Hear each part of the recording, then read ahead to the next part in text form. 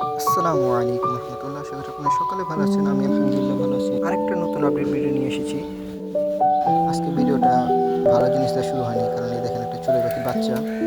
এই বাচ্চাটা আমি সকালে পেয়েছিলাম, কিন্তু আমি বাসার যেখানে ওর বাসা ওই বাসার নিচে রেখে দিয়েছিলাম একটা মিটার টিনের উপর। পরবর্তীতে যা দেখি যে নিচে পড়ে আছে, কিন্তু নিঃশ্বাস নিতে কষ্ট হইতেছে, শুধু মুখটা খুলতেছে আর বন্ধ করতেছে। পরবর্তীতে আমি পানি খাওয়াইছি না, পরে দেখি না, মানে বাইচা নেই, হাতেই মারা গেছে।